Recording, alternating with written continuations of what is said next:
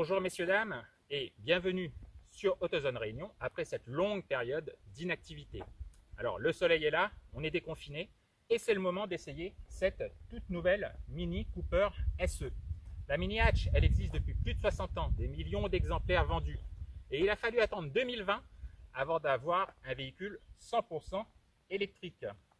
Alors les nouvelles normes anti-pollution obligent les constructeurs à abaisser leur taux de rejet en CO2. C'est la mission de cette Mini électrique. Au niveau esthétique, il n'y a pas grand chose qui change. On a toujours ce capot bombé, les feux globuleux entourés de chrome, la prise d'air factice, mais on a cette toute nouvelle calandre totalement obturée avec des touches jaunes. On retrouve le profil classique de la Mini avec les passages de roues et les bas de caisse en plastique noir. Puis pour tous les journalistes, on avait droit à cette version Greenwich avec toit piano black, les coques de rétroviseur jaunes, tout comme le petit logo sur l'aile avant.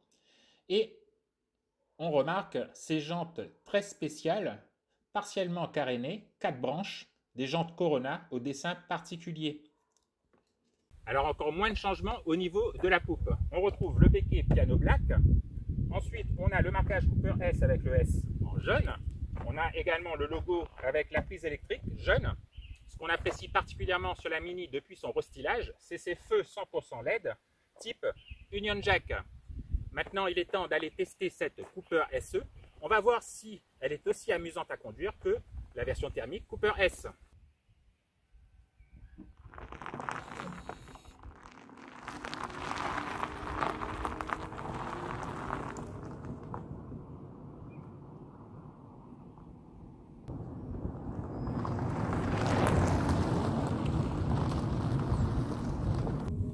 Alors bienvenue donc dans cette Mini Cooper SE.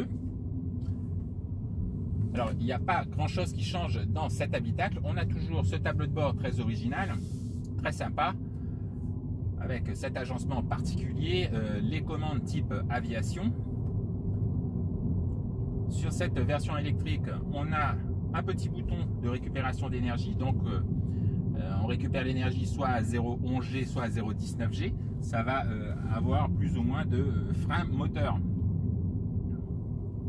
Et ensuite, on a les différents modes de conduite. Green Plus, qui va gréver les performances et jouer sur la climatisation afin d'user le minimum d'énergie possible. On a un mode Green, un peu plus sympa. Ensuite, on a le mode normal. Et on a le mode Sport pour avoir le maximum de réactivité. Alors, on a droit dans cette Mini électrique à la petite dalle numérique 5,5 pouces, très lisible, que moi je trouve plutôt bien intégrée, avec un maximum d'informations. Nous aujourd'hui on dispose de l'écran 6,5 pouces, avec toutes les fonctions Connected Drive de chez Mini. On a 4 finitions, S, M, la version dans laquelle on est aujourd'hui. Ensuite, on a X et XL.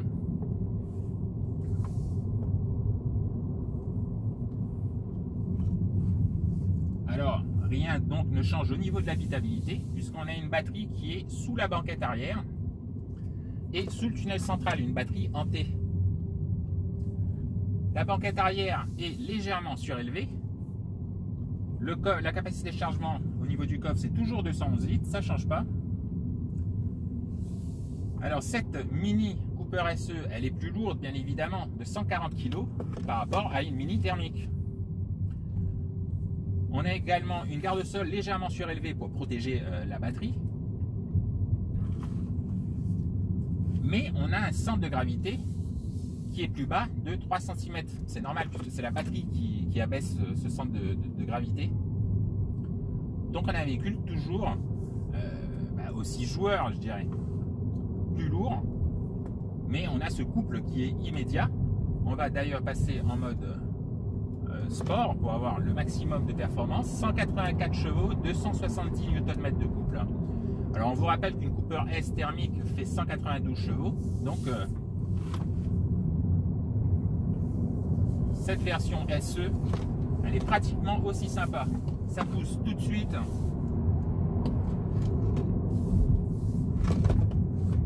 Alors bien évidemment, comme toutes les Mini, on a un amortissement qui est plutôt ferme, mais tout est bien filtré.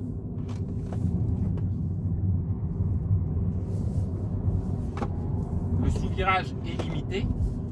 Alors la seule petite chose que j'ai remarqué, c'est quand on accélère trop fort, on a quelques réactions dans la direction. Alors il faut bien tenir le volant.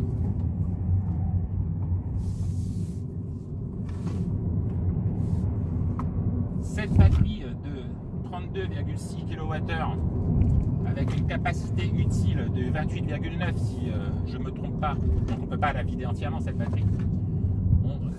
Elle promet une autonomie WLTP compris entre 225 ou 234 km selon qu'on est en jante 16 ou 17 pouces.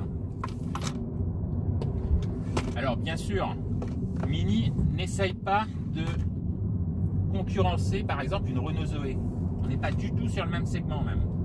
Mini, ça doit rester un véhicule premium, bien équipé et très sympa à conduire avec des performances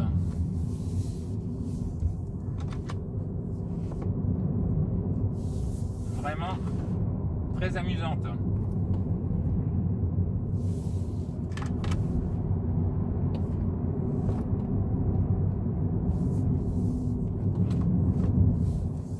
Donc voilà, c'est un véhicule qui se destine à un usage quotidien pour aller bosser, pour aller faire ses courses, aller en ville sur les petits chemins montagneux. Mais c'est pas un véhicule pour les longs parcours. Pourquoi? Si vous allez très loin le week-end, il faudra prévoir une prise de l'autre côté pour le retour.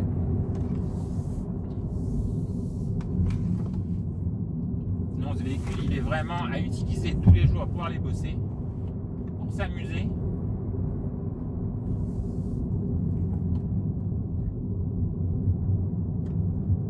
On aura des tarifs compris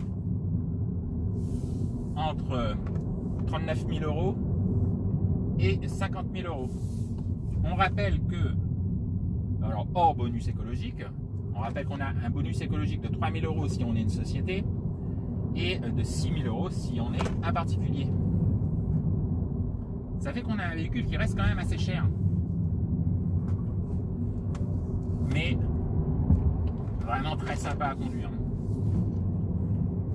Ça sous-vire très peu, ça vire à plat.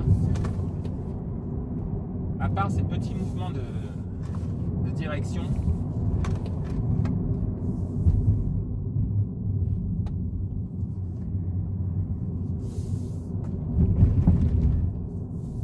Donc voilà, c'était un petit essai dynamique de cette Mini Cooper SE. Nous on vous dit très bientôt sur AutoZone Réunion pour un prochain essai. À bientôt.